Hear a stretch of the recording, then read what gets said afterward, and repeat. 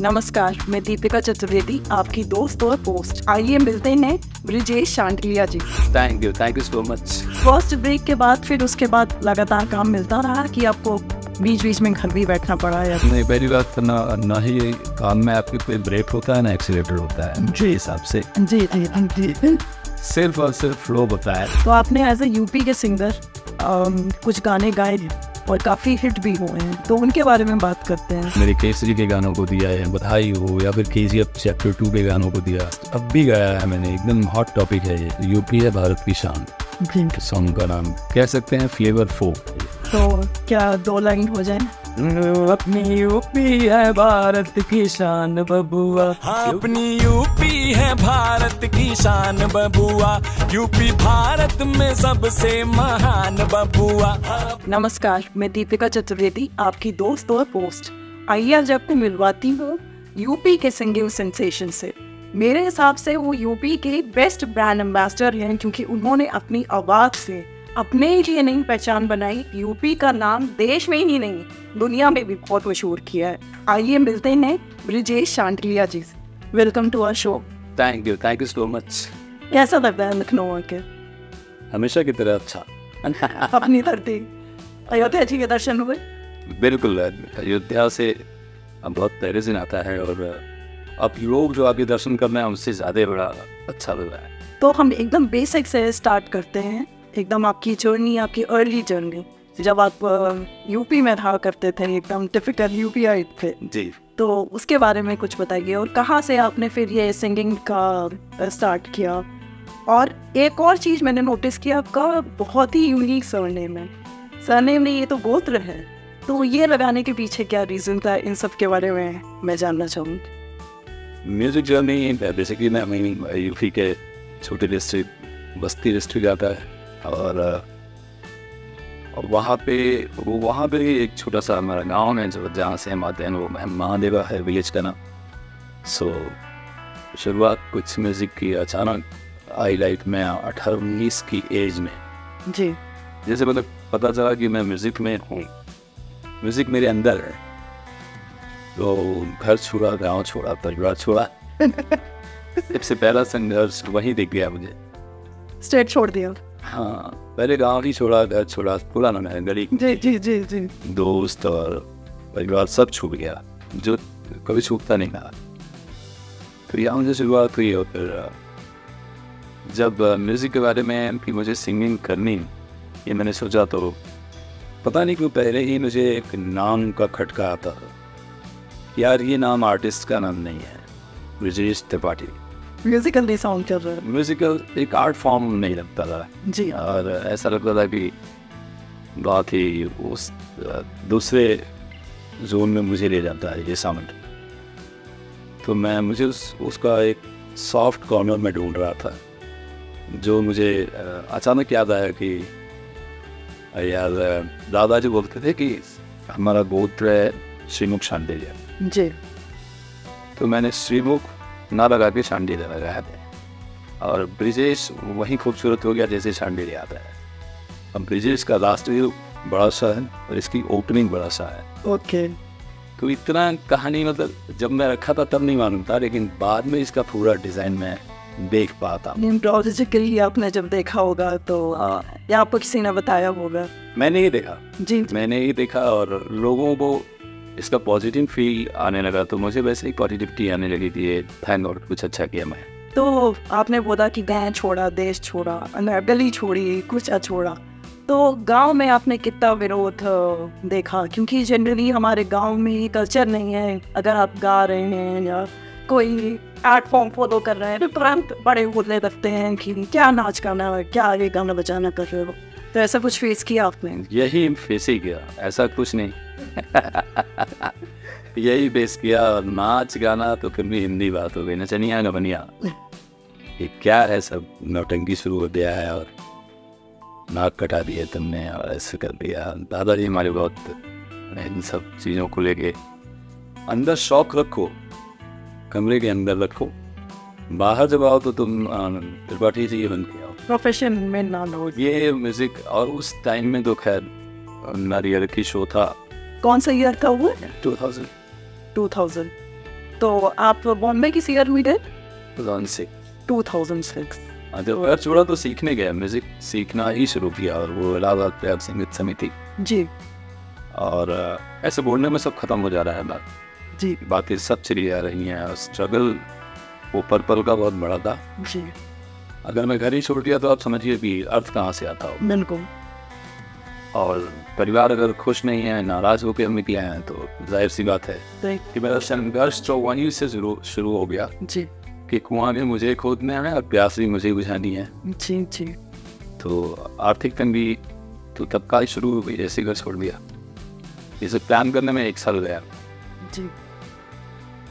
Music सीखना शुरू किया, और उसके बाद में थोड़ा करके वो बहुत लंबी कहानी है, वन लाइनर जी जी। कहने की बात करें तो मतलब उस गांव से, जिस गांव में हिंदी और खड़ी बोलने की भी चलन नहीं हो, जी।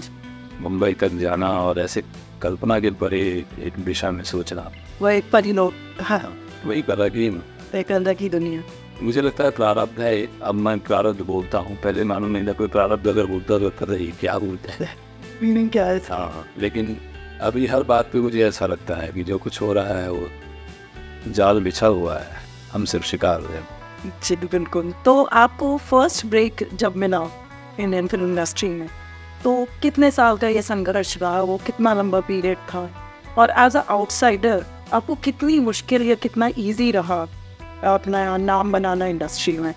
पहला ही सवाल मुझे ये खटक रहा है कि जैसे आउटसाइडर ना, अभी जाके मैं 3-4 सालों में फील किया कि आउटसाइडर नाम की कोई चीज़ होती है सुशांत जी के कांड के बाद। जी। क्योंकि यहाँ पे नेपोटिज्म इतनी हाईलाइट हुई कि तब लगने लगा कि कहीं ऐसा भी होता है क्या, बट जहाँ से हम निकल गए और जहाँ गए थे तब ये बात मन में तो नहीं थी। और अगर फील कराया किसी नहीं करा? नो, इवन अगर ऐसा होता तो मैं गा नहीं रहा होता। बिल्कुल। ये सब बातें थोड़ी सी बड़े लेवल पे ठीक है कि कोई IAS का बच्चा, डॉक्टर का बच्चा जल्दी सेलेक्ट कर लिया जाएगा क्योंकि वो उसके यहाँ आर्थिक तंगी नहीं है, लेकिन टैलेंट किसी के फादर की गुलामी नहीं कर रही होती है। बिल्कुल। तो या तो टैलेंटेड हो और नहीं तो पैसा हो।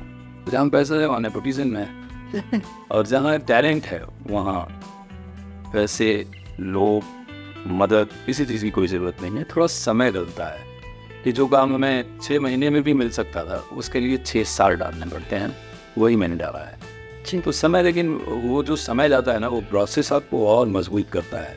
तो ये बहुत लंबा स्ट्रगल रहा कि फैमिली का भी सपोर्ट नहीं, आर्थिक तंगी भी, और अपने आप को इतना मोटिवेटेड रखना कि इसी फील्ड में जाना है, और कहीं भी आप नहीं गए तो एक बहुत बड़ी ये बात।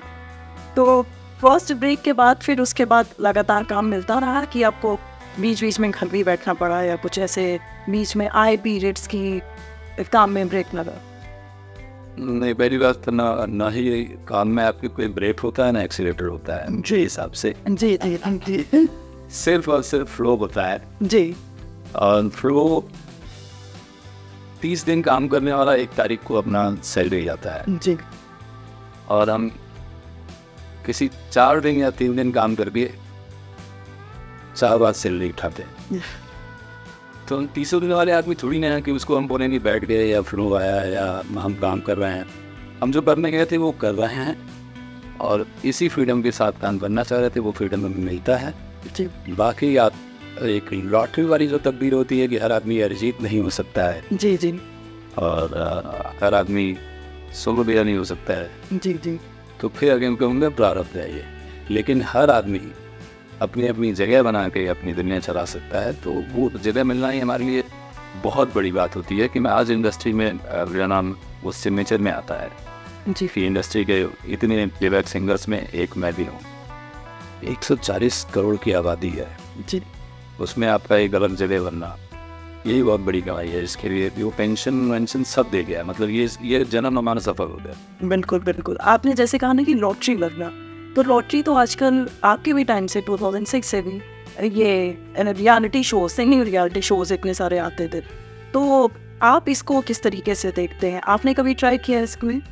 मैं जाना तो कभी नहीं चाह रहा था ना, मैं फॉलो कर रहा था जी, क्योंकि सोनी टीवी पे जब इंडियन आइडल आ रहा था या सारेगामा जब आ रहा था जी पे, जी बहुत पहले सोनू भैया कर रहे थे जब होस्ट, फिर शान जी कर रहे थे, देन तब भी मैं इसे नहीं देखता था। खाली इतना पता था कि ये एक शो आता है। जी क्यों नहीं देखता था ना, मुझे एक तो लगता था कि मैं इतना तैयार नहीं हूँ, और दूसरी एक आदमी को अगर सुनना है, जैसे मान लीजिए हम पंडित जसराज जी को सुन रहे हैं, जी तो मैं लगातार उन्हें महीनों सुनता था कि 15 दिन 20 दिन 1 महीना 2 महीना सुन रहा हूँ, तो मैं उन्हें अपने अंदर उतार सकता हूँ, उनकी क्वालिटी उतार सकता हूँ, अंदर नहीं उतार सकते।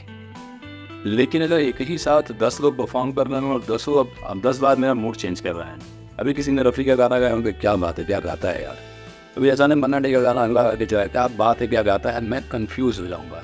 तो मैंने ऐसे शोज़ अंदर से जहन से आता था कि नहीं मैं क्यों नहीं वो करूँ जिससे मैं निकल के आऊँ और मेरे गाने बजाने पे पोस्ट करूँ। तो वो चीज़ें मैंने कभी फॉलो नहीं किया। हाँ, आया मेरे लाइफ में, जैसे भी आया कुछ थ्रू बाई थ्रू कि आप प्लीज़ ये करो और आपकी लाइफ में स्ट्रगल कम हो जाएगा, और मैं इसके लिए रह गया था। मैं मुंबई में था 2006 में गया था, और 2007 में मुझे पार्टिसिपेट करवाया गया, क्योंकि जो उसकी राइट क्रिएटिव थे वो मेरे बगल वाले फ्लैट में रहते थे। ओके। और मुझे नहीं मालूम था कि सारेगामा बाकी क्रिएटिव है, तो उन्होंने फिर मुझे एक दरवाज़ा नॉक करके सामने से, क्योंकि अब मैं अगर शहर में जाके बैठ ही गया हूँ तो दरवाज़ा तो कोई नॉक कर ही सकता है। तो मेरा दरवाज़ा नॉक किया गया, मुझे बोला गया कि मुझे इतना अच्छा गाते हो, क्यों नहीं रियलिटी शो ट्राई करते हो। तो उनको भी मैंने ये बोला था, पहले तो बोला कि आप आइए भैया अंदर बैठिए, और दोबारा फिर मैंने यही बोला, नहीं मैंने बोला कि नहीं भैया इंटरेस्ट। तो मेरे को पटलूम लोग तो मौका ढूंढते हैं, इतनी लाइन लगा के आ रहे हैं, हमें नहीं तो बोले क्यों नहीं आना है। मैं बोला मुझे लड़ाई करना अच्छा नहीं लगता है, और हर आर्टिस्ट अच्छा गाता है, और किसी न किसी का दिन तो होगा कि आज वो अच्छा गाया है, वो बुरा गाया है, ये रोज़ एक ही आदमी अच्छा गाया, मशीन तो नहीं है। तो बोले नहीं, उस तरीके से मत सोचो, तुम थोड़ा सा अगर इसको कर लोगे, 4 एपिसोड भी दिख जाओगे, तो तुम्हारा शोज़ वगैरह होना शुरू होगा, तुम्हारा स्ट्रगल कम हो जाएगा, पैसे आने लगेंगे। तो जब उन्होंने ये वाली बात बोली ना, तो पैसे की तंगी चल रही थी। 50-50 रुपए के लिए, 20-20 रुपए के लिए सोचना पड़ता था। मैं बाइक था मेरे पास, वो बाइक भी बहुत पापड़ मिलने के बाद आया। ऐसे सुनने में लोगों को लगेगा बाइक तो था, बाइक उसमें तेल भी चाहिए होता है। हाँ, तेल भी अलावा, मतलब मैं पुरानी बाइक लिया था, वो भी किस्तों में पैसा दिया था, 7-8 महीने में। तो मैं बहुत ही परेशान था। पता नहीं क्यों ये बात उनकी ठीक लगी कि चलो लोगों से लड़ने के लिए नहीं, 7 एपिसोड दिख जाते हैं और हमारे स्टेज शोज़ और ये सब शुरू हो जाएंगे, तो हम फिर कम से कम खा पी के अच्छे से स्ट्रगल करेंगे, हमारा संघर्ष और भी थोड़ी कलरफुल हो जाएगी, नहीं तो ये तंगी बनी रहेगी। तो मैं गया। आपके इस आंसर ने मुझे 3 क्वेश्चन दे दिए जो मुझे आपको सिर्फ पुटअप करने हैं। एक तो आप ये बताइए, जो ये रियलिटी शोज़ में कंटेस्टेंट्स होते हैं, इनका आप जो फर्स्ट आ गए, सेकंड आ गए, तो मे भी चलिए उनको आगे स्टेज शोज़ जैसे आप बता रहे हैं मिल जाते हैं, बाकी का क्या फ्यूचर होता है, या उनका अब इतना ही ब्राइट फ्यूचर होता है जो वो 6 महीने 8 महीने अपना लगाते हैं? नहीं, इवन जो फर्स्ट सेकंड थर्ड जो भी हैं, लोगों ने कैटेगरी बनाई हुई है जी, ये उन्हें भी मैक्सिमम मैक्स टू मैक्स 3 से 4 साल ठीक एक लाइफ देती है, और उस वक्त भी वो वही कर रहे होते हैं जैसे जिस छोटे छोटे शहर में जैसे लोग बैंड बना के लोगों के गाने गा रहे हैं। ऑर्केस्ट्रा बैंड पहले होता था, आज के टाइम में ओनली बैंड बोला जाता है। जी जी, मेरा एक बैंड है, मेरा बैंड, जबकि बैंड का मीनिंग कुछ और ही है। Right, band means Indian ocean band होता है। इंडियन बैंड में बात करें तो बैंड मीन्स होता है यूफोरिया जी, बैंड मीन्स स्ट्रिंग्स बैंड होता है जी, कि जिनका कोई अपना पैटर्न है, जिनका कोई साउंड है अपना, उसको फॉलो करो, उसको बोलते हैं। लेकिन बैंड तो बोलेंगे और गाना गा रहा है रोज वही चन्ना मेरी और साड़ी के फॉल सा गाना है, दिस इज नॉट बैंड। तो उनकी लाइफ हो जाती है बहुत हेल्प। कारण ये कि तो बहुत छोटी एज में आज के टाइम में सब लोगों को उपलब्धियाँ मिल जाती हैं, और वो ग्लैमर, वो 4 एपिसोड 10 एपिसोड जो जी के आते हैं तो उन्हें लगता है शायद अब मैं बड़ा हूँ, टीवी पे दिखा था। उसके बाद में आजकल जो इंस्टा डिजिटल प्लेटफॉर्म है, हाइट मिल जाती है। तो उन्हें लगता है अरे फॉलोअर्स इतने बढ़ गए हैं, तो जो एकदम हिट है उसका तो 2 मिलियन 4 मिलियन हो भी जाते हैं। जो नीचे हैं कोई 103 के पे लटके हुए हैं, कोई 160 के लटके हुए हैं, और उसमें भी इन्फ्लुएंसर लगा के बढ़ाए जाते हैं। ये तो बहुत क्लियर पिक्चर है। तो इन लोगों का लाइन जो है बहुत झूठ हो जाता है, और वो दूसरों से झूठ नहीं बोल रहे होते हैं, वो इस गड्ढे में अपने लिए खुद कब्र खोद रहे हैं। तो पढ़ाई से भी हट गए, सब कुछ गया। मतलब मुझे लगता है कि वो मोहल्ले से भी चले गए।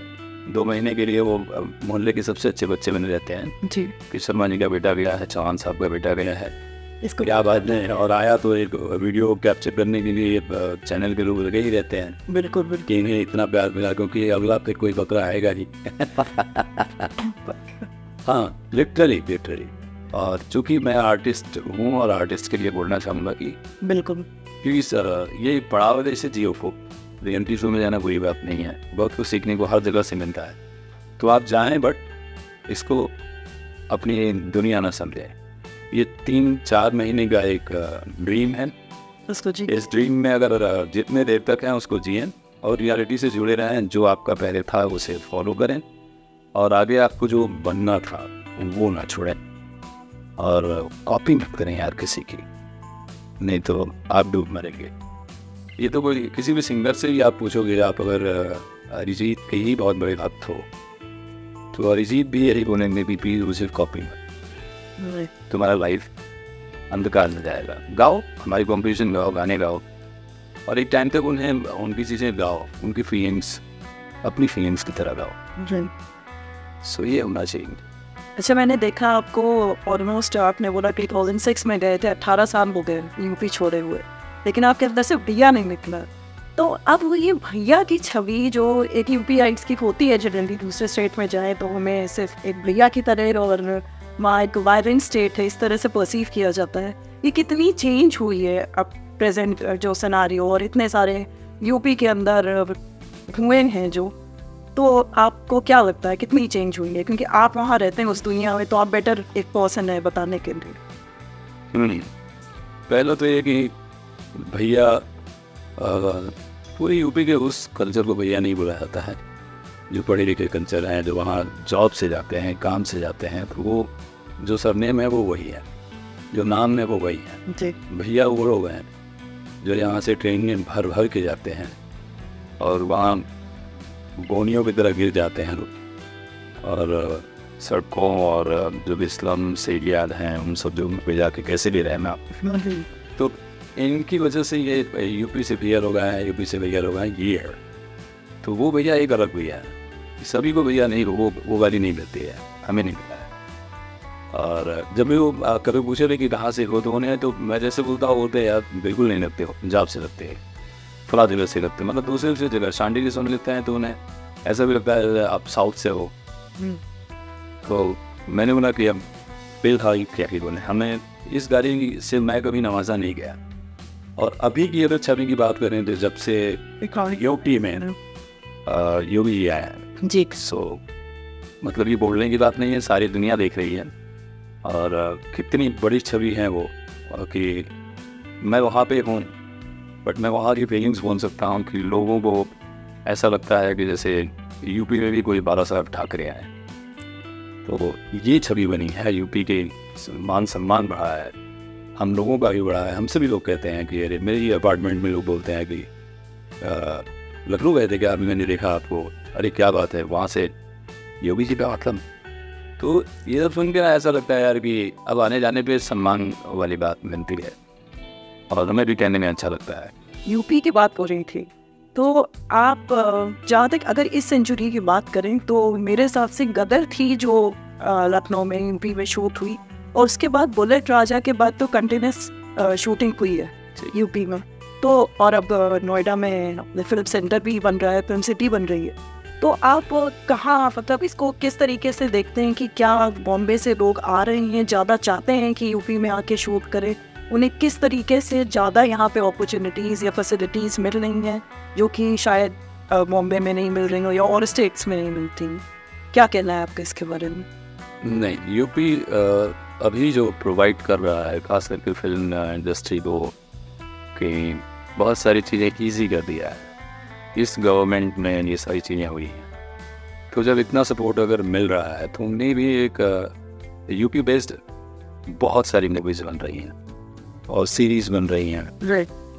तो उनकी लोकेशन के लिए अगर हमें यूपी इजीली प्रोवाइड भी उन्हें मिल रहा हो और गवर्नमेंट दे रही हो, सब्सिडी इतनी सारी दे रही है, ये सब इजी अगर कोई करेगा तो कौन सी इंडस्ट्री नहीं आएगी। बिल्कुल, कहीं से भी कोई भी आएगा।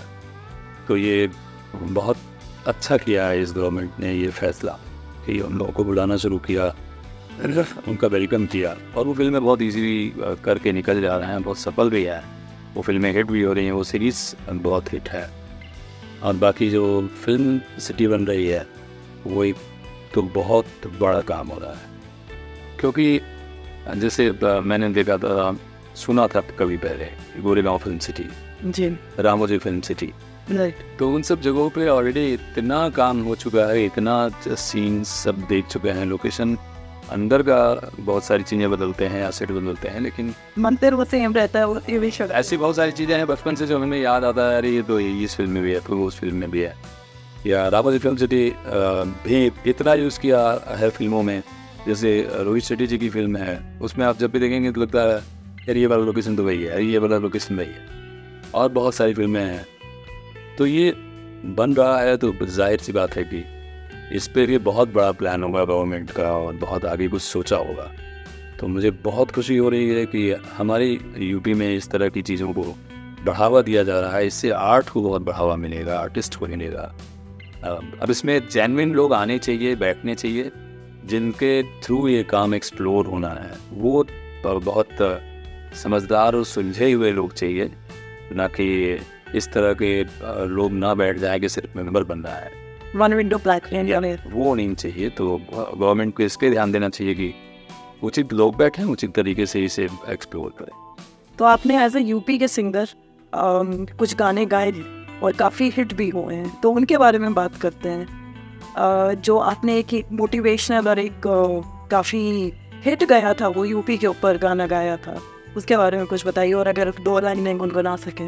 ये जस्ट अब भी गाया है मैंने, एकदम हॉट टॉपिक है ये। जी जी। तो मेरे ख्याल से 20 दिन पहले का मामला है ये जी। और यूपी है भारत की शान, सॉन्ग का नाम है। तो मोटिवेशनल है, हमारी यूपी को लेके, हमारी यूपी के कल्चर को लेके और बहुत सारी चीज़ों को लेके। तो एक तो बहुत अच्छा लिखा गया है, जिन्होंने लिखा है वो भी कमाल है, क्योंकि अगर लिखा नहीं होता तो मैं गाता ही क्या। बिल्कुल। और इसमें सपोर्ट जो बहुत अच्छा हमारे सरवन सिंह बघेल जी का रहा है, तो उन्होंने भी बहुत इसमें, और उनकी टीम जो पूरी है, वो सभी लोगों ने बहुत ताकत लगाई इसे बनने और बनाने में, बहुत अच्छा वीडियो बनाया है। और मुझे बताया गया बस ऐसा कुछ है, तो मुझे बहुत अच्छा ये लग रहा था कि मैं फिल्मों के गाने गाते गाते अब एक जैसा हो गया था, मोनोटोनस। लेकिन जब यूपी की बात आई तो ऐसा लगा यार मुझे ही कंपोज करना है। मैं एज ए कंपोजर मैं उस पर काम किया हूँ। अच्छा। म्यूजिक डायरेक्टर मैं ही हूँ और मैं ही सिंगर। ओके। और मैंने मेरा फ्लेवर बनाया है, किसी डायरेक्टर के विजन से नहीं, किसी की स्टोरी के विजन से नहीं। तो मैंने उसको, पता नहीं कैसे लोगों ने मतलब इतनी तेज़ी से पसंद किया है, ट्रेंडिंग है इस वक्त वो सॉन्ग। बिल्कुल। और बहुत सारे रील्स बने हुए हैं, बहुत सारे लोगों ने इस पर वैसे ही प्यार अपना दिया है जैसे मेरे किसी बन्नो गाने को दिया, या फिर मेरे केसरी के गानों को दिया है, बधाई हो, या फिर KGF चैप्टर 2 के गानों को दिया। सो मुझे बहुत अच्छा लगा कि मैं कोई ऐसा काम किया जिसमें यूपी के लिए मैं कुछ कर पाया, जबकि सदैव आप नहीं चाहते हुए भी अपने विलेज, अपने डिस्ट्रिक्ट, अपने प्रदेश, अपने देश का नाम कर रहे होते हैं। बिल्कुल। कि आपको प्लान में नहीं रखना है, वो अपने आप होता रहता है। बिल्कुल। इसीलिए मैंने आपको बोला मैं कि आप ट्रू सेंस में ब्रांड एम्बेसडर हैं यूपी के। और आप लोग का वो पूरा सॉन्ग जो हमारी यूपी टूरिज्म की टैगलाइन है कि अगर यूपी नहीं देखा तो इंडिया नहीं देखा, तो वो आप पूरा समअप करते हैं। अच्छा, अगर ये मैं आपसे पूछना चाहूँगी, ये सॉन्ग ही क्या रैप की श्रेणी में आता है? मतलब आपने इसमें क्या डाला है? आपने बोला ना कि आपने म्यूजिक भी आप ही का है, सब कुछ एक तरीके से आप लिरिक्स को छोड़ के, तो ये क्या रैप है? नहीं, रैप तो बिल्कुल है ही जी, ज़मीन आसमान का फर्क है। ये मैंने जब बनाया तो मैं पूरा जो जिया था अपने बचपन को और जो सुना था अपने कानों से, कह सकते हैं फ्लेवर फोक है ये। ओके, तो बस्ती की महक है वो उत्तर प्रदेश की पूरे हमारी यूपी की मिट्टी की खुशबू है। यूपी, बिहार, एमपी, ये इस तरफ के लोग ऐसे ही कुछ गाते हैं और उनके गले की खनक ऐसे ही होती है, उनकी सोच की खनक, बहुत खड़ा खड़ा गाते हैं, बहुत लपेटते नहीं हैं। तो वो ठुमरी टप्पा दादरा वाला मामला नहीं है, बहुत खड़ा मामला है जी। तो मैंने वही गाया है, मेरी अल्लड़बंती को गाया है और बस उसको जिया है अपने लिटरली फार को। वो मैंने मेरे बचपन को जिया है और बस खाली इस वक्त में उसको मैंने रिलीज़ किया। तो क्या 2 लाइन हो जाए? ऑलरेडी सब लोग बहुत गा रहे हैं तो मैं ऐसे ही 2 लाइन उसका हुक बोल बना दे रहा हूँ। जी।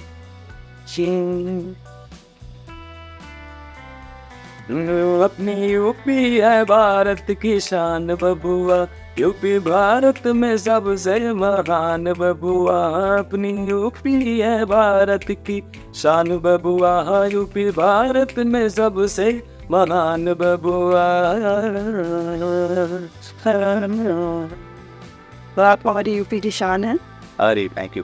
मैंने जब आपके इंटरव्यू के लिए स्टडी कर रही थी तो मैंने देखा अपने हर तरीके के गाने गाने, तो ये इतना डाइवर्स होने के लिए कितने घंटे रियाज करना पड़ता है या कितना इसमें एफर्ट पुट इन करना पड़ता है?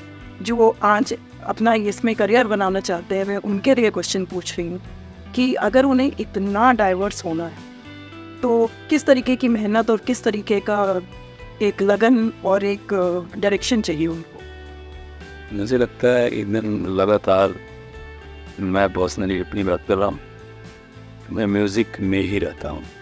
मेरे अंदर हर वक्त कोई बात भी कर रहा हो ना, चाहे वो मेरे घर के लोग ही क्यों ना बात कर रहे हो, चाहे मेरा कोई कंट्रास्ट पर्सनालिटी हो, जस्ट म्यूज़िक से लेना देना ना हो, तब भी मैं उसे म्यूज़िक की तरह ही सुन रहा होता हूँ। तो लगातार वो रियाज चल रहा होता है अंदर।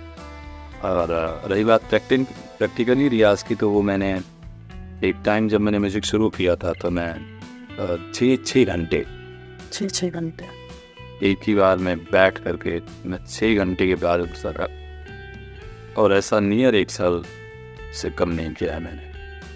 तो जिस दिन कम करता था उस दिन भी 2.5-3 घंटे करता था, वो रेयर डे होता था, नहीं तो 4.5 से 6 घंटे, 4.5 से 6 घंटे। और पसीने ना ऐसे निकल करके पूरे मेरे जितने भी शॉर्ट्स होते थे सब भीग जाता था और उसके बाद में एसी की तरह ठंडा होता था। तो स्टार्टिंग ऐसी होती थी और बाद में मेरे अंदर से पसीने ख़त्म और मैं बहुत ठंडा होता था, तो और पागलपन करता था। मतलब वो रियाज किसी की सिखाई हुई रियाज नहीं है, वो आपका अपना मंथन है जी, कि आपका पागलपन है, मैडनेस, सारे कचरे को निकाल दो। रियाज में से होता है सब कुछ, जितने अंदर पॉल्यूशन चल रहा है ना तुम्हारे, वो निकाल दो और अब शुद्ध हवा की जब बात आएगी तब हम शुद्ध बात करेंगे। तो आपको लगता है कि कोई भी आगे आप सॉन्ग या कोई भी वो फॉलो करते हैं कि फोक हो, रैप हो, सबका बेस क्लासिकल सिंगिंग है, क्लासिकल आना ज़रूरी है? 100% मुझे लगता है रैप सिंगिंग में है, चाहे फोक ही क्यों ना हो।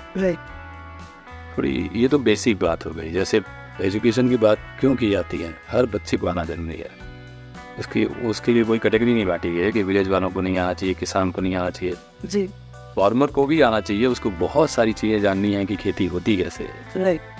तो उन्हें तो और भी अच्छे से कम इतनी जानकारी रहनी चाहिए कि वो सर्च करके देख सकें कि किन किन चीज़ों के लिए क्या क्या ज़रूरी होता है। तो मुझे लगता है कि ये कोई करना ज़रूरी, पूछना भी ज़रूरी नहीं है। मतलब ये है, ये आपको है, आपको क्लासिक अल्फाबेट है, ये क ख ग घ है, ये इसको तो आना ही चाहिए, आना, तब जाके आप थोड़ा सा और चीज़ों को बेहतर तरीके से लाइफ में उतार सकें। राइट। देखिए, एक आर्टिस्ट तो कभी भी सेटिस्फाइड नहीं होता है अपने काम को लेके, उसको हमेशा नेक्स्ट चाहिए होता है। और इवन जब वो अपना काम देखता है या सुनता है तो उसको लगता है कि नहीं, मैं इससे भी बेस्ट कर सकता था, लेकिन अब रीटेक तो वो हो नहीं सकता। तो आपके हिसाब से अभी तक आपने जो काम किया, आपका सबसे फेवरेट कौन सा हो? आपका फेवरेट, सबसे फेवरेट सॉन्ग? मेरे गाए हुए गाना जी जी, एक मूवी आई थी मुक्केबाज जी, उसका एक गाना है, मुश्किल है अपना मेरी प्रिय, ये प्यार नहीं है खीर प्रिय, सुनील जोगी जी ने लिखा था, उसे कविता थी वो, जी जी, और उसे गाने में पिरोया गया। ओके, वो काम करके मैं बहुत सेटिस्फाई हुआ था, क्योंकि मेरे हिसाब से मैंने मेरा बेस्ट दिया था। दिया था, बहुत सारे एक्सप्रेशन हैं, आप अगर नहीं सुने होंगे तो जाके सुनिएगा। सुना है, वो भी ट्रेंडिंग पर आता है एकदम। ये उसमें हाफ पार्ट तक एक एक्सप्रेशन चल रहा है जो बहुत ठहराव भरा है, बहुत सारे टोन है उसमें गाने के साथ बातों के, और उसके बाद एक मैग्नेस आता है, उसके बाद वो स्पीड जो गाने की, जो टेम्पो होता है, उसके बाद भी उतनी स्पष्टता के साथ उस बात को कहना। नवाज दिन सिद्दीकी ने उस पर एक्ट किया है, विनीत सिंह ने किया है। तो वो करने के लिए मतलब मैंने 7-8 टाइम, 7 to 8 टाइम मैंने गाना वो बार गाया था जा करके। ओके, और इसमें मैं बोलूँगा कि धन्यवाद अनुराग कश्यप जी को कि वो एक्सपेरिमेंटल हैं, ये मैं उसको समझ पाया। और उन्हें लोगों को मौका भी बहुत नहीं को वक्त भी दिया उन्होंने, और सीधा बोला कि जो करना है करो तुम्हारे हिसाब से, ब्रिजेश तुम देखो, क्या कर सकते। और एकदम एंड में लास्ट टाइम में आए थे कि चलो आज गाना सुनते हैं, अच्छा, और सुन हमेशा रहते, ओके, लेकिन उस दिन बोले कि आज हम दोनों साथ सुनते हैं, फिर सुने बोले फाइनल है।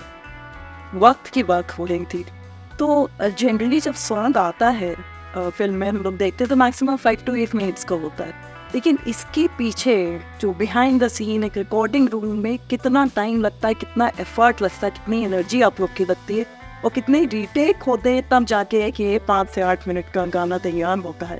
तो मैं उसके बारे में जानना चाहूँगी। मुझे जहाँ तक फील होता है कि जब कॉल आता है किसी गाने के लिए कि है ब्रिजेश ब्ला ब्ला ब्ला जो भी है, फिर एक मूवी का सॉन्ग है, उसे गाना है, ब्रीफ जैसे दिया जाता है,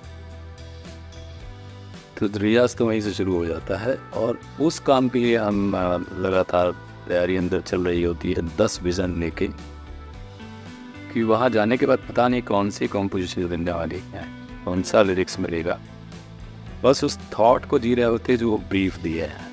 लेकिन उस ब्रीफ का भी कई कलर हो सकता है ना, आपका देखने का नज़रिया किसी जगह को अलग है, ये अलग आर्ट दिखा है, मेरे देखने का नज़रिया अलग है। तो मुझे लगता है कि हम लगातार उससे जी रहे होते हैं, और लगातार जीना पड़ता है। तब जब हम जाते हैं वहाँ पे, तो शायद उस वक्त अपनी पूरी एकाग्रता और एनर्जी, फोकस हम बना पाते हैं। ज़बरदस्ती नहीं बनाना पड़ता है, एकदम उसी के साथ जाते ही हैं कि बताओ कहाँ है। सो लिरिक्स लेते हैं, कॉम्पोजिशन लेते हैं, हम जी पहले ही चुके होते हैं। उस वक्त सिर्फ हमें एक्सप्लोर करना होता है, और अगर इसे जीते नहीं हैं और वहाँ जाके सुनेंगे और गाएंगे तो घंटों बीत जाते हैं, कई बार टेक नहीं होते हैं। फिर ऐसे बहुत सारी कहानियाँ हैं बड़े बड़े लोगों के हैं कि बंद हो जाते हैं, फिर मूड नहीं हो रहा है, तो आने मूड की बात नहीं है, आप उस थॉट से गए होंगे तो होगा। तो बहुत मेहनत अंतरात्मा की होती है। हम स्वर जो गाते हैं, जो नोट्स गाते हैं, हम कहाँ, वो कोई दिखाई थोड़ी नहीं देता है, हम तो उन्हें हवा में पकड़ रहे होते हैं। तो ड्रीम ही जीते रहते हैं, ड्रीम को ही जी के आते हैं। तो हमेशा ये हैबिट आ जाती है कि अब जो भी आएगा फटाक से कैच, यो सेट यार हो गया, कर देंगे, हो जाएगा। तो हमें सुनाई वो 3 मिनट में देता है। आजकल तो ड्यूरेशन और छोटा हो गया है, 2 मिनट 20 सेकेंड जी, 2 मिनट 40 सेकेंड। जी, रील्स का तो खैर 60 सेकेंड, 30 सेकेंड, 15 सेकेंड। थोड़े दिन बाद गाना ही खाली बोल दिया जाएगा कि ये गाना है, बात करता खत्म। तो वो सब वो थोड़ी देर का काम नहीं है, उसमें सदियाँ जाते हैं, और डिपेंड करता है कि आपने जिया कैसे इस म्यूजिक को। बिल्कुल।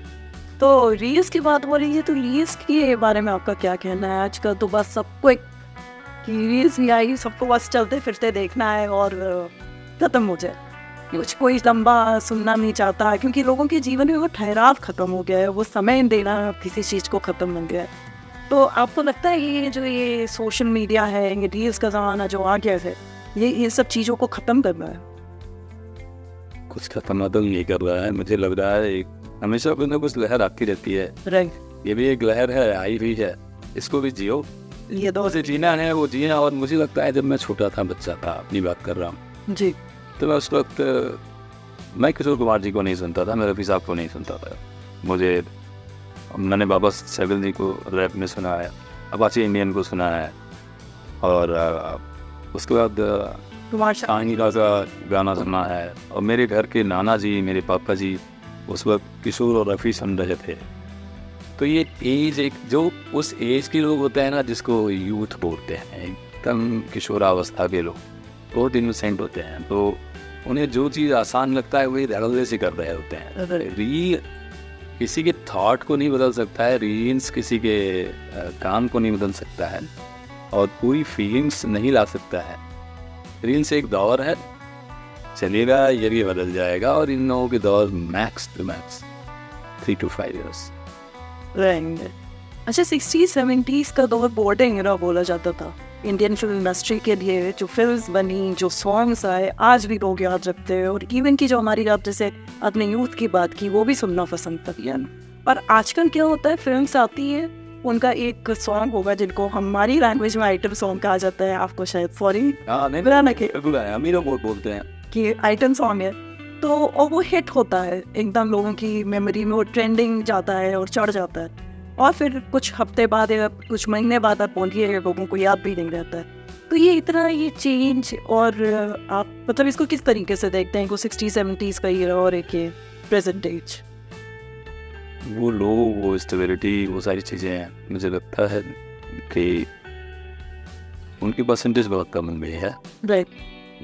आज के टाइम में मैक्स टू मैक्स उस तरह के लोग 15 से 20% ग्लोबली बात है, और 80% वैसे ही लोग हैं जो जिनके पास वो क्षमता भी नहीं है देने की, और उनमें क्षमता है भी नहीं देने की। तो क्योंकि आज भी जो हमारी सॉन्ग्स हैं, या इवन हमारा जो काम दिख रहा है, मूवीज़ दिख रही हैं, तो ये हमारी ही तो जनरेशन को रिप्रेजेंट कर रही है, कहीं ना कहीं हमारी सोसाइटी का रिफ्लेक्शन है, हम ही को रिप्रेजेंट कर रहा है। तो जैसा हम सोच रहे हैं, जैसे रह रहे हैं, वही तो रिप्रेजेंटेशन आएगा, कुछ डिफरेंट तो नहीं है।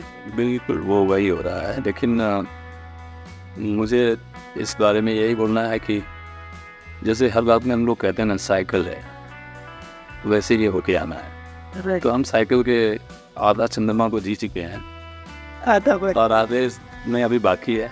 फिर हमारा साइकिल आएगा, पता नहीं हम कौन होंगे, क्या होंगे, फिर हम रहेंगे, फिर एक नया दौर आएगा। तो वो सब चल रहा है, वैसा ही चल रहा है। इस पे हमारा कमांड नहीं, और इस पे वक्तव्य देना भी मेरा अपना अकेले का मामला नहीं है।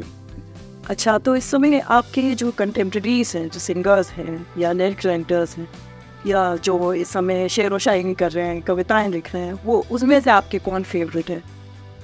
आप किनको पसंद करते हैं सुनना खाली वक्त में, या किन के सॉन्ग्स रहते हैं आपके मोबाइल पे? मैं बहुत इस मामले में आज़ाद ख्याल का आदमी हूँ।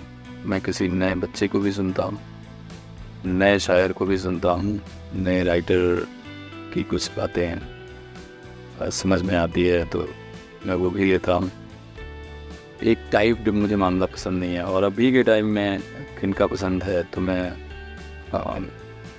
बोल सकता हूँ कि कुमार विश्वास जी को मैं सुनता हूँ, क्योंकि वो अपने पढ़ाई लिखाई के साथ साथ अपना रिसर्च सुनाते हैं, और उस रिसर्च से मैं वाक़या रखता हूँ, क्योंकि मैं भी वैसा ही हूँ। वो बोलते हैं ना कि अगर उनका बिजीएस्ट डे भी होता है तो भी वो 70 पेज बुक के पढ़ते ही पढ़ते हैं, उसको बिना पढ़े सोते नहीं हैं वो। और वो खाली पढ़ते नहीं है, वो जीते हैं, क्योंकि उनको 10 साल पहले भी पढ़ा याद रहता है, और इस मिनट का तो पढ़ा याद रहता ही रहता है। मैं इकलौता वो आए जिनको मैं सुनता हूँ, क्योंकि मुझे सभी को सुनना पसंद नहीं होता है। बात सीधे दिल पे लगनी चाहिए, दिमाग पे नहीं। तो दिल पे, आत्मा में, गहराई में उतरती है कि क्या बात है। तो यहाँ पे कुछ नेपोटिज्म वाला मामला तो नहीं है कि आप किस स्टेट के हैं इसलिए आपको पसंद है? मैं कभी ध्यान भी नहीं दिया इस बात का। आप ही स्टेट के हैं? अच्छा, बेसिकली कहाँ से? गाजियाबाद के हैं। हाँ, तो गाजियाबाद यूपी में जरूर आता है, लेकिन दिल्ली से सटा हुआ है। तो प्रभावित है बहुत, नोएडा, दिल्ली। वो भी गाँव के ही है। नहीं, वो भी अपनी जड़ों को जी रहे हैं, बहुत यथार्थ जीते हैं, और बातों को कह नहीं रहे होते हैं, उस कैरेक्टर को जी रहे होते हैं। जी। तो यही तो है शब्द मत बोलो, शब्द के सांचे में ढल जाओ आप। या आपने कर्ण की बात की, आपने अर्जुन की बात की, आपने कृष्ण की बात की, आपने राम की बात की, आपने रावण की बात की, मंदोदरी की बात की, तो उन सभी बातों में ना वो उस कैरेक्टर में एकदम बोलते बोलते धारा प्रवाह वो स्विच करते रहते हैं। तो कैसे होगा ये कैरेक्टर जिया नहीं जाता है, वो है वही। तो मुझे बहुत अच्छा लगता है उन्हें सुनना।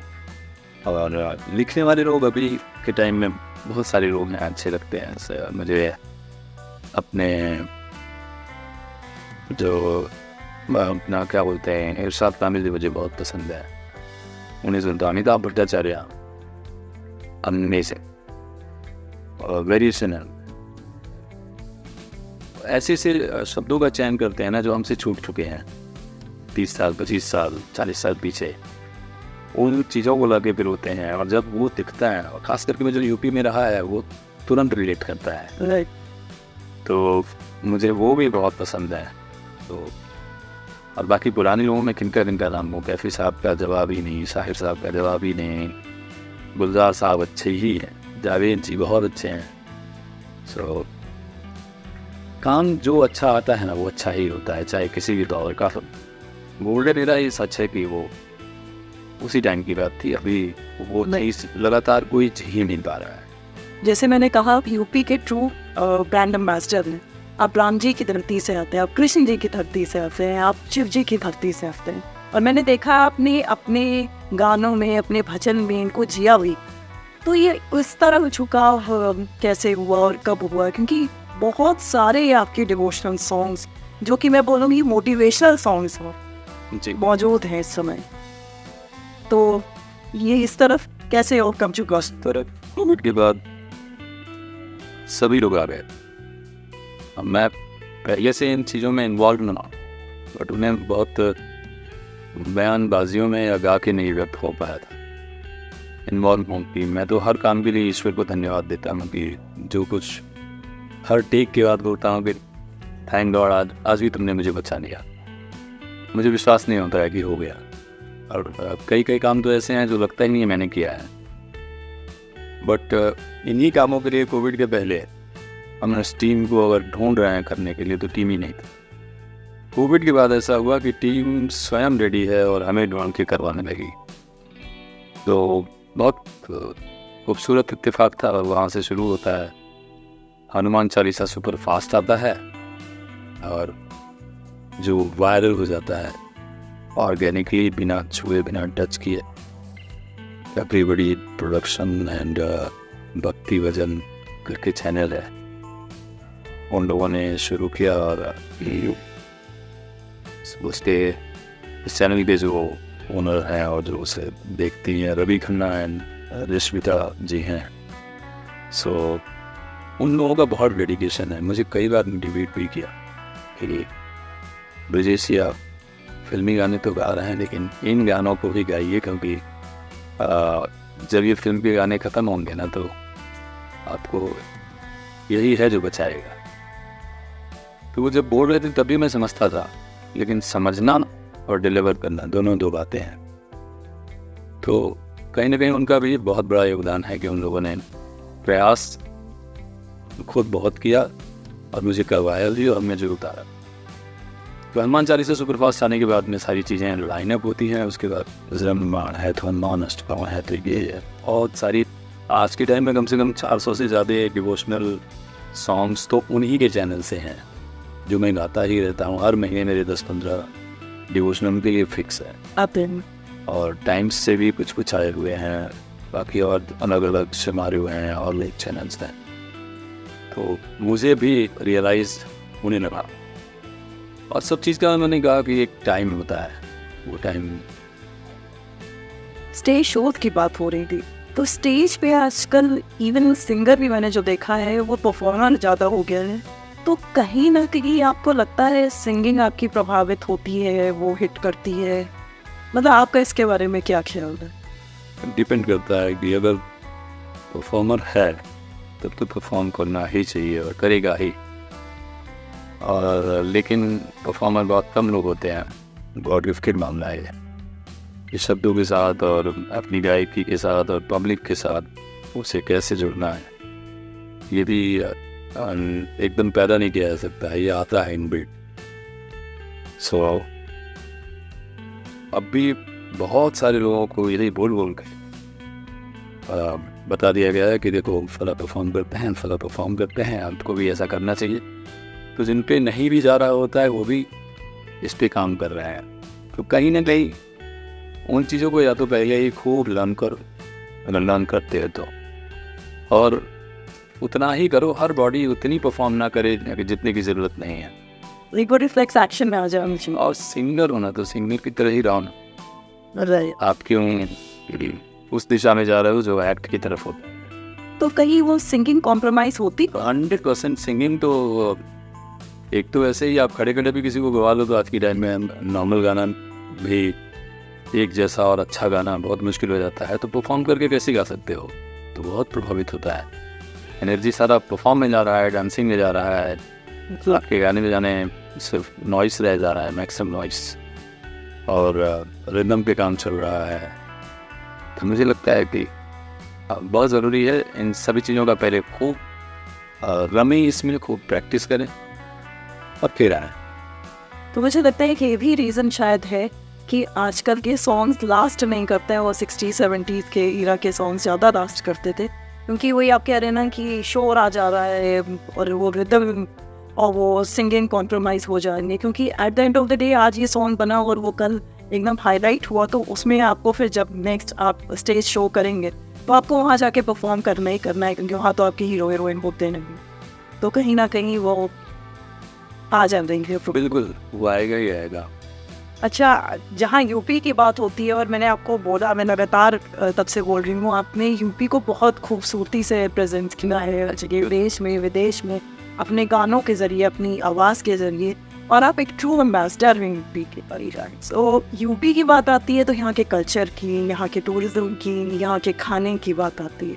तो अभी आप लखनऊ में बैठे हैं, तो लखनऊ में आपका फेवरेट फूड कौन सा है? अगर कंट्रास्ट मुंबई का देखा जाए तो खाना कहाँ का ज़्यादा अच्छा है और कहाँ का ज़्यादा पसंद है, मुंबई की, लखनऊ? खाने जैसे खाने की बात करें तो जवाब नहीं है लखनऊ का, क्योंकि खाना, और मुझे लगता है जिसका बचपन जहाँ भी हो, चाहे साउथ अफ्रीका में ही क्यों ना हो, वो आदिवासी ही कहीं का हो, वो जो बचपन से खाया है तो बात मेरी लखनऊ और बात यूपी क्या है। मुझे लगता है कि जो जहाँ आप पैदा होते हैं, जहाँ का आपका पालन पोषण है, जो आप खाए रहते हैं, वो आपकी सबसे बड़ी धरोहर है। तो उससे इनकार नेचुरली आप नहीं कर सकते हैं। तो किसी से तुलना नहीं करते हुए मैं यही बोलूँगा कि मैं यहाँ से पैदा हुआ हूँ, यहाँ का हूँ, और यहाँ के सारे खाने जैसे मैं कभी इनकार नहीं कर सकता, सभी खाने पसंद है। और वेज से भी मेरा बहुत बड़ा लगाव है।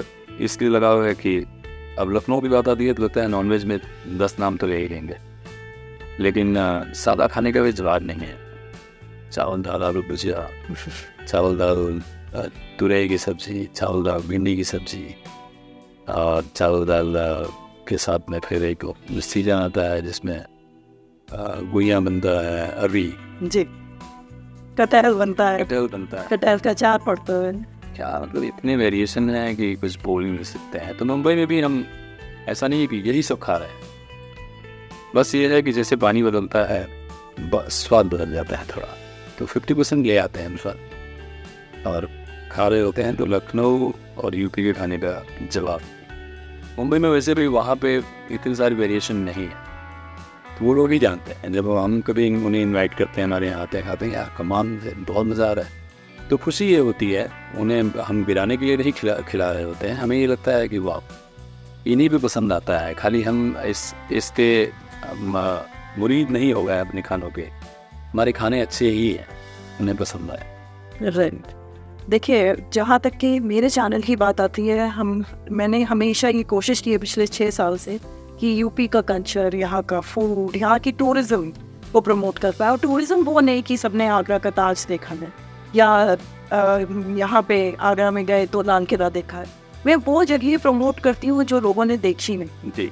और मेरा ये मानना है छोटी जगह में भी अगर टूरिज्म कोई स्पॉट है, टूरिस्ट स्पॉट है, वो अगर डेवलप कर दिया जाए, वहाँ का ऑल राउंड डेवलपमेंट निश्चित है, लोगों को वहाँ से पलायन नहीं करना पड़ेगा, वहाँ से जाना नहीं पड़ेगा। तो आपने बताया कि आप बस्ती से आते हैं, बस्ती में और आपके गांव में कुछ तो ज़रूर ऐसी जगह होंगी जो आपको बहुत मोहित करती होंगी, बहुत आकर्षित करती होंगी। जब आप गांव जाते होंगे उन जगहों पे जाते होंगे, कोई तालाब, कोई मंदिर, कोई ऐसी यादें हैं बचपन की? बस्ती में मुझे टूरिज्म की जगह जैसे बस्ती कोठी है, जिसे देखने हम लोग बचपन में भी जाया करते थे। तो उस वक्त वो उस तरह से डेकोरेट नहीं था, कभी गवर्नमेंट का उस पर ध्यान नहीं था या जो भी है। आज के टाइम में उन चीज़ों पे बहुत विशेष ध्यान दिया जा रहा है, जिसको देखना चाहिए। पहले तो हमारे लोगों को ही देखना चाहिए जाके जी, और उस पर ध्यान देना चाहिए। और लोगों जैसे वो किसी के साथ भी कोई पिक्चर कुछ भी इतने रील्स डालते हैं, उसे डालना चाहिए, उसे प्रमोट करना चाहिए कि लोग उससे जुड़ें कि बस्ती में भी कोई चीज़ है। बस्ती वैसे भी बहुत पुरानी धरोहर है, एक स्टेट हुआ करती थी अपने टाइम में। वहाँ पे इसके अलावा भी बहुत सारे महल, बहुत सारे कोठियाँ हैं। तो आप बहुत सारे थे वहाँ पे। आप कभी अपने डायरेक्टर को, अपने प्रोड्यूसर को बोलेंगे कि कभी कोई वहाँ पे गाना आके शूट करे? किसी को नहीं, की बात ही नहीं है। मैंने खुद सोच रखा है, सोच के रखा है, मैं करूँगा, जल्दी करूँगा। डेट नहीं डालना है मुझे। जी जी, क्योंकि कमिटमेंट कर दी है तो फिर अपने आप पूरा करना पड़ता है। सो मैं खुद अपना पहले तो एक गाना और अपनी लाइफ में जो बीता हुआ है वो शूट करने वाला हूँ। ओके। और उधर एक दो फिल्में शूट भी हुई हैं। वो नवाजुद्दीन की फिल्म थी कुछ तो,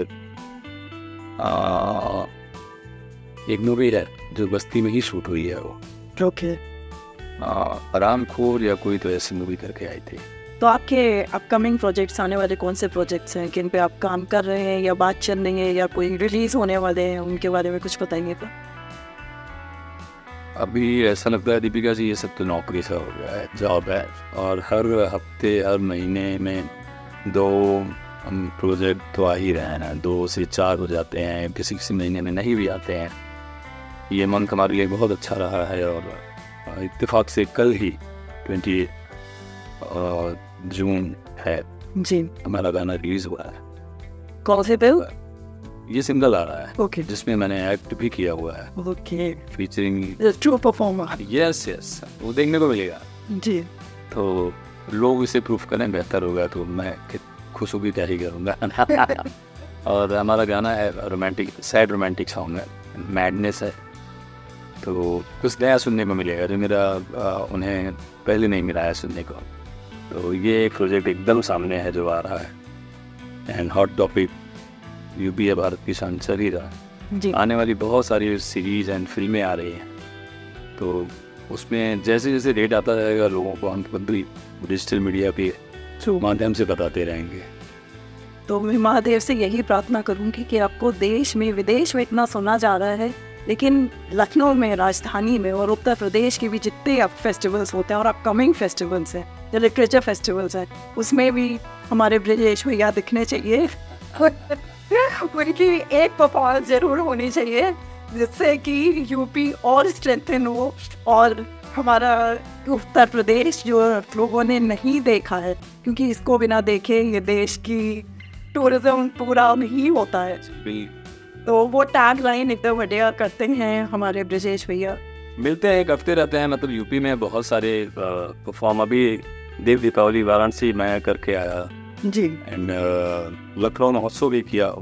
बड़े शोज मिलते हैं, लेकिन जो हमारे कल्चरल शोज होते हैं उनके जरिए कहीं ना कहीं ऐसा लगता है कि बहुत कुछ और कर सकते हैं, बट वो अवसर हमें जिस तरह से आना चाहिए, मिलना चाहिए, तो कहीं ना कहीं राइट होते हुए तो कल्चर डिपार्टमेंट तक क्या आपकी ये बात पहुँचानी पड़ेगी। हाँ, मैं भी रिक्वेस्ट करूँगा कि प्लीज़ अगर आप देख रहे हैं, सुन रहे हैं, तो हमें ये अवसर इसलिए दें कि यूपी हमारा है, ये पहला अधिकार हमारा कि हम यहाँ पे काम करें और यहाँ का धन हमारे घर में रहे, बाहर कम जाए। ब्रजेश भैया, थैंक यू सो मच, आपने इतना टाइम दिया और इतनी अच्छी हमारी मुलाकात रही। महादेव से, राम जी से यही प्रार्थना है कि आप बहुत बहुत और आगे जाएं और जितनी आपने ड्रीम्स सोचिंग हैं, जितना जितना आपने ड्रीम किया है, सब आपकी वो रियलिटी में हो। Thank you so much. Thank you so much Deepika ji, आपके बारे में सुना था बहुत, और आपसे मिल के अच्छा लगा। आपने इतने सारे टॉपिक जो उठाए वो हमारी रेगुलर इंटरव्यू, रेगुलर बातों से बहुत अलग थे। थैंक यू और so much. Proper UP based हमारी चीज़ों को लेके आपने, मेरी चीज़ों को लेके आपने हाईलाइट किया कि मैं क्या सोचता हूँ यूपी के बारे में और मैं क्या हूँ यूपी का। बहुत बहुत बड़ा एक मेरे लिए वो है। Thank you so much Brijesh भैया, थैंक यू सो मच, आपने इतना टाइम दिया।